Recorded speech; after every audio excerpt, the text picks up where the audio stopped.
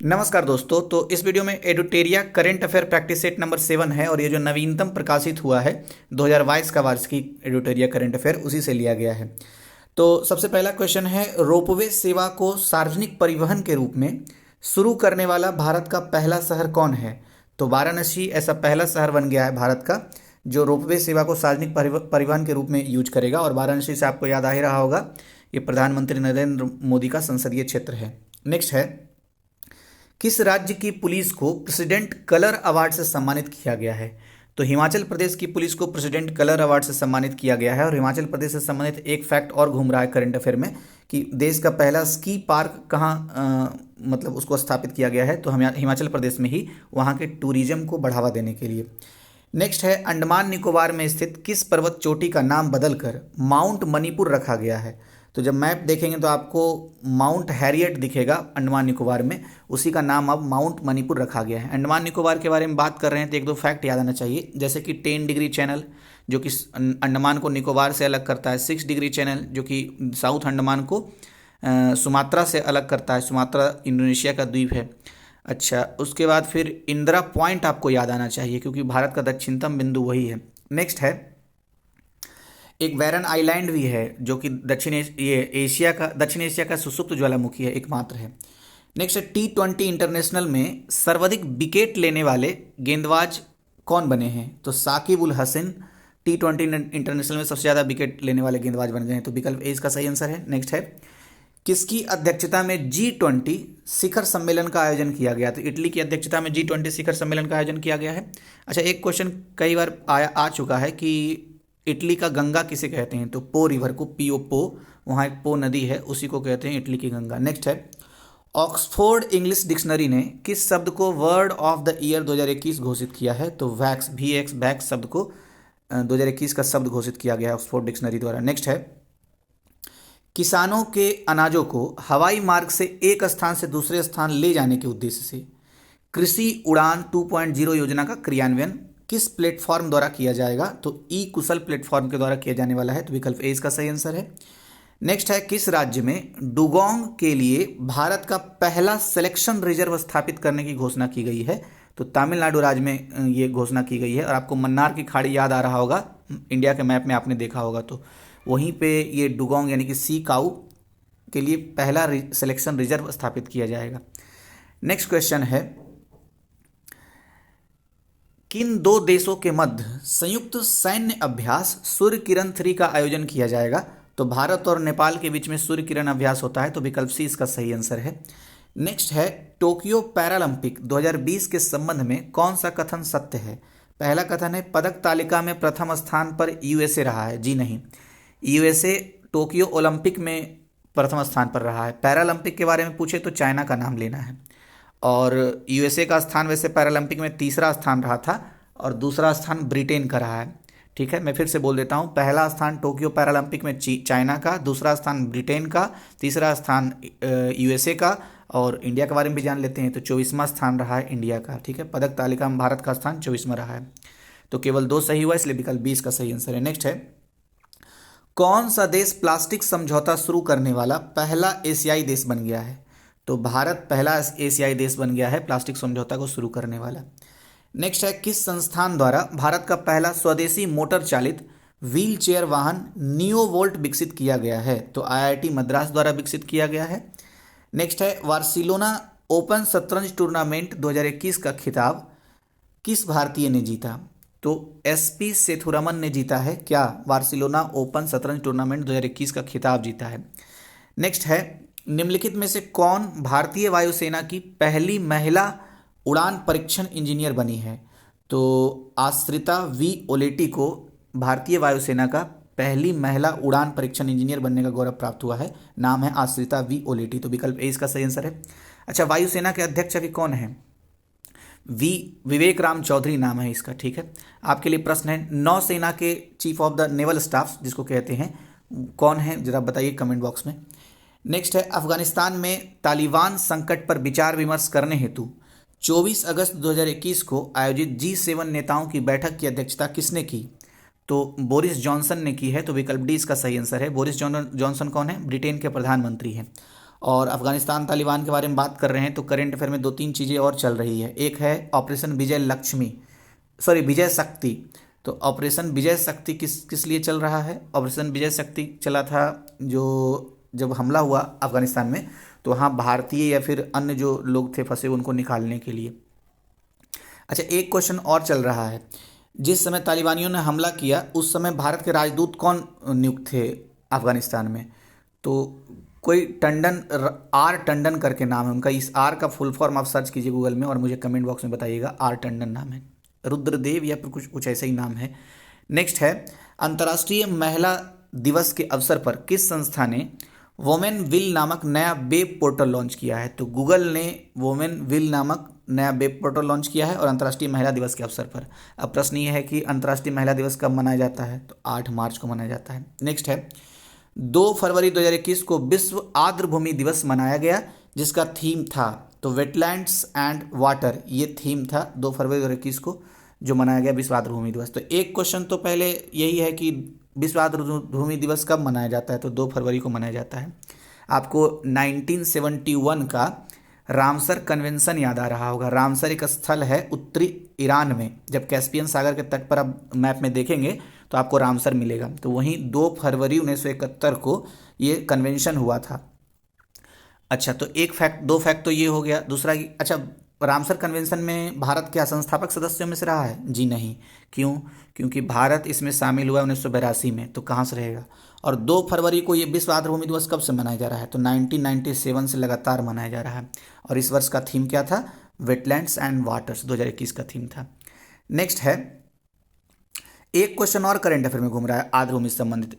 पहला प्रबंधन संस्थान कहाँ स्थापित किया गया? आर्द्रभूमि प्रबंधन संस्थान तो चेन्नई में स्थापित किया गया है भारत में। नेक्स्ट है, advantage India the story of Indian tennis पुस्तक किसने लिखी है? तो अनिंदा दत्ता ने लिखा है। पुस्तक का नाम है advantage India the story of Indian tennis. ठीक है। एक पुस्तक के बारे में और भी हमने पिछले वीडियो में देखा था, नो द एंटी नेशनल्स, तो RSN सिंह इन्होंने लिखा ये किताब, know the anti nationals. Next है, हाल ही में जारी वैश्विक विनिर्माण जोखिम सूचकांक 2021 में विश्व में सर्वाधिक आकर्षक विनिर्माण केंद्र के रूप में भारत को कौन सा स्थान प्राप्त हुआ है? तो दूसरा स्थान प्राप्त हुआ है, इसलिए विकल्प ए इसका सही आंसर है। किस देश ने भारत से ब्रह्मोस मिसाइल सहित अन्य रक्षा उपकरणों की खरीद हेतु समझौता किया है? तो फिलीपींस ने किया है। लुजॉन द्वीप फिलीपींस में ही है। नेक्स्ट है, किस राज्य या केंद्र शासित प्रदेश ने हिम तेंदुआ को राज्य पशु एवं काली गर्दन वाली क्रेन ग्रस निक्रिकोलिस को राज्य पक्षी घोषित किया है? तो कुल मिलाकर के, अच्छा ऐसे इसका आंसर तो लद्दाख है, विकल्प बी इसका आंसर है। बस मोटे मोटे छोटे फैक्ट में याद रखना है कि लद्दाख का राज्य पशु हिम तेंदुआ है और राज्य पक्षी कौन हो गया? तो काली गर्दन वाली क्रेन है। और ये मतलब साइंटिफिक नेम है शायद ये इसका, ये ग्रस निक्रिकोलिस। ठीक है, तो विकल्प बी इसका सही आंसर है। अच्छा, लद्दाख से एक क्वेश्चन ये भी याद आ रहा है, अगर ये क्वेश्चन बने कि टोटल यूटी की संख्या कितनी है यूनियन टेरिटरी की, तो 8 है, ये आपको पता ही होगा। हाल ही में लद्दाख और सिक्किम के बीच एक समझौता हुआ है, किस चीज़ के लिए? ये एक कौन सा खेती है जिसमें सिक्किम सबसे फर्स्ट नंबर पे है, वो उसी के लिए जो हुआ ये समझौता, याद ही नहीं आ रहा है, बार बार कोशिश कर रहा हूँ। पिछले क्वेश्चन में मैं एक चीज़ बोलना भूल गया, ये फिलीपींस जब भी आए तो एक पॉइंट याद आना चाहिए, अंतर्राष्ट्रीय राइस रिसर्च इंस्टीट्यूट भी फिलीपींस की राजधानी मनीला में है, तो ये पॉइंट भी ध्यान रखिएगा। नेक्स्ट है, अच्छा हाँ देखिए याद आया, जैविक खेती के संबंध में लद्दाख और सिक्किम के बीच में समझौता हुआ है हाल ही में, तो ध्यान रखना है। और इंडिया का पहला ऐसा राज्य है ये सिक्किम। नेक्स्ट है, जो जैविक खेती पर आत्मनिर्भर है, मतलब पहला ऐसा राज्य जो आत्मनिर्भर बना है।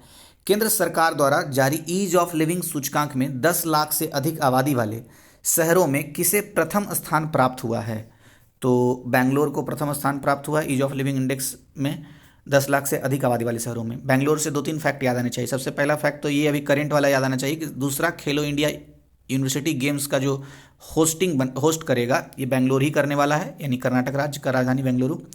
अच्छा, बेंगलुरु में इसरो का हेडक्वार्टर है और इसरो की स्थापना कब हुई थी? 1969 को, 15 अगस्त 1969 को। ठीक है, नेक्स्ट देखते हैं, एक बार फिर से बोल देता हूँ सारा फैक्ट। बेंगलुरु में दूसरा खेलो इंडिया यूनिवर्सिटी गेम्स का आयोजन होने वाला है। पहला हुआ था हालांकि भुवनेश्वर में, उड़ीसा के भुवनेश्वर में। Ease of living index 10 lakh से अधिक आबादी वाले में प्रथम स्थान प्राप्त किया है बेंगलुरु शहर। और तीसरा पॉइंट, इसरो का हेडक्वार्टर वहीं है, बेंगलुरु में है, जिसकी स्थापना हुई थी 1969 15 अगस्त को। ठीक है। सीपरी द्वारा जारी रिपोर्ट के अनुसार 2016 से 20 के दौरान दुनिया का सबसे बड़ा हथियार निर्यातक देश कौन बना है?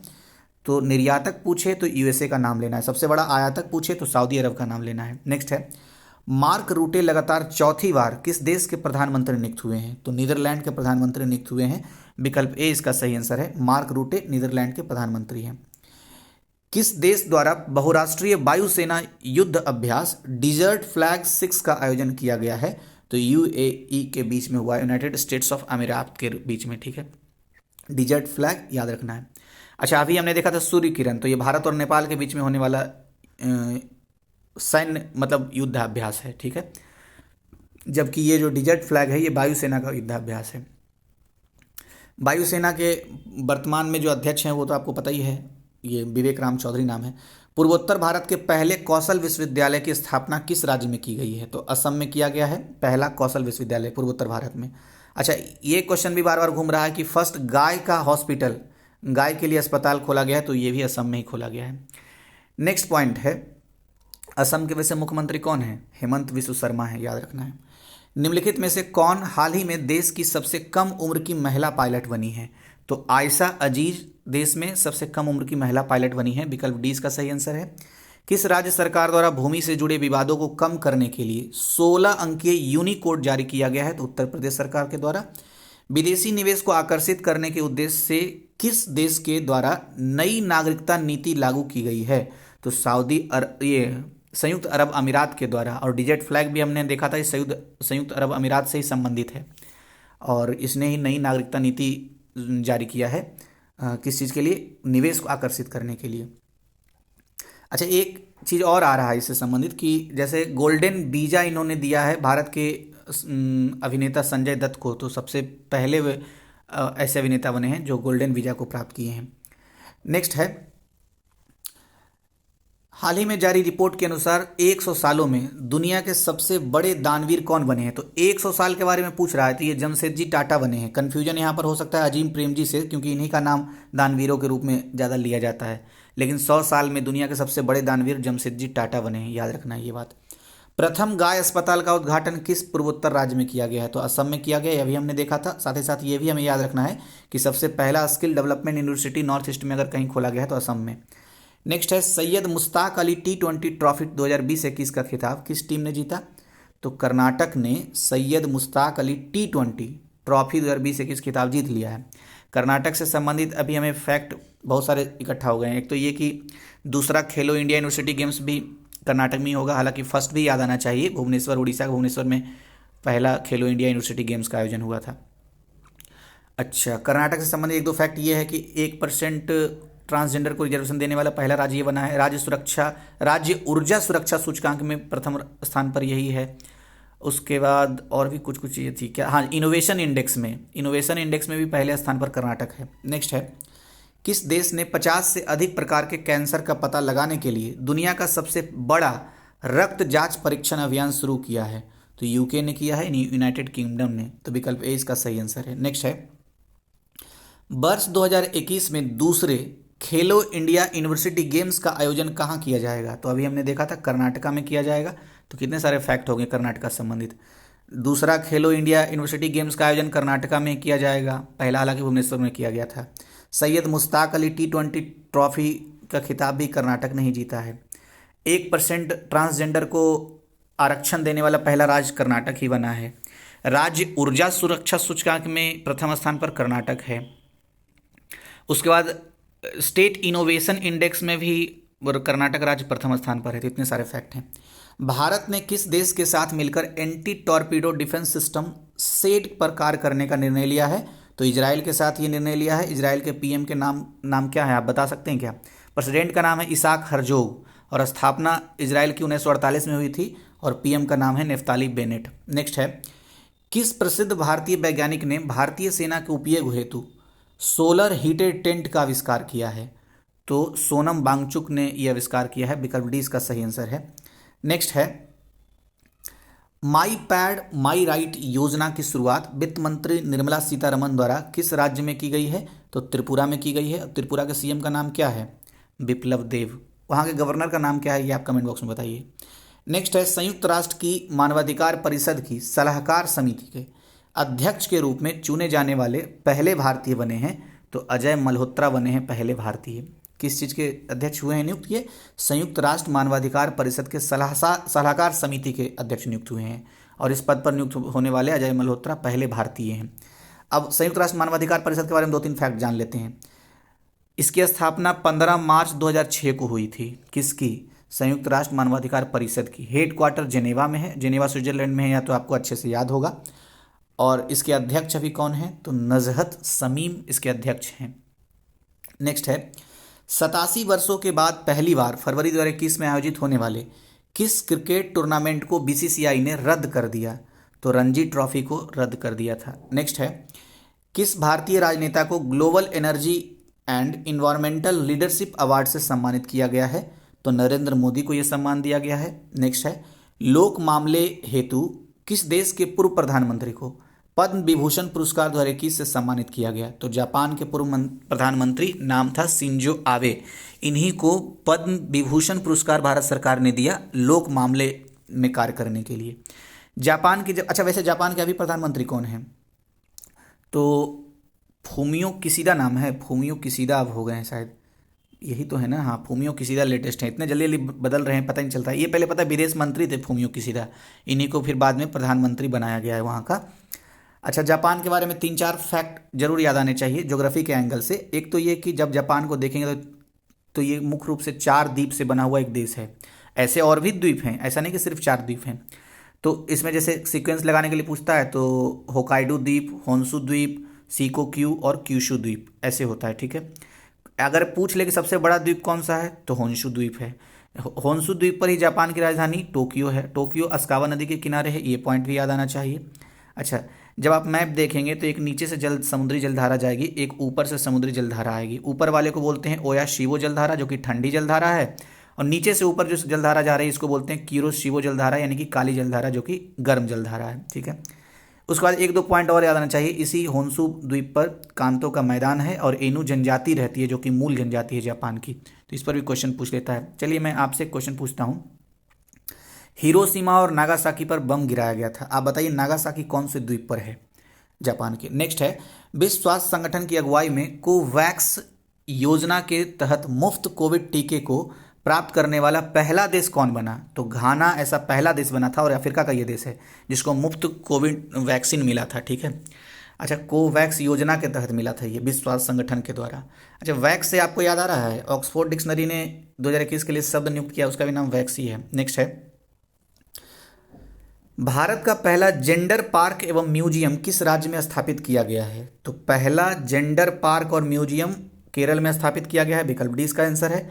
केरल से हमें वेम्बनाड झील, जो कि एक लैगून झील का उदाहरण है, और NH-47 ये याद आना चाहिए। तो NH-47A का क्या महत्व है? सबसे छोटा राष्ट्रीय राजमार्ग है ये।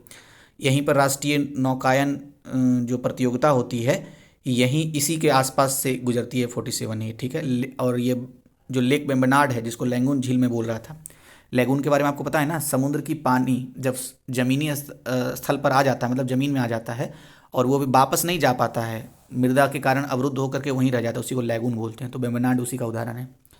आर्द्र भूमि के संरक्षण एवं प्रबंधन के लिए भारत का पहला केंद्र किस शहर में स्थापित किया जाएगा? तो चेन्नई में स्थापित किया जाएगा, अभी हमने देख लिया था। आर्द्र भूमि संबंधी जब बात कर रहे हैं तो हमें 2 फरवरी याद आना चाहिए, क्योंकि विश्व आर्द्र भूमि दिवस 2 फरवरी को मनाया जाता है। 1997 से लगातार मनाया जा रहा है। 1971 का रामसर कन्वेंशन याद आना चाहिए। रामसर एक स्थल का नाम है, शहर का नाम है, जो उत्तरी ईरान कैस्पियन सागर के तट पे आपको मिल जाएगा। भारत संस्थापक सदस्यों में शामिल नहीं हुआ है, क्यों? क्योंकि 1982 में भारत इसमें शामिल हुआ था रामसर कन्वेंशन में। ठीक है, अगर ये क्वेश्चन पूछ दे कि इसे लागू कब किया गया था रामसर कन्वेंशन को, 1975 को लागू किया था।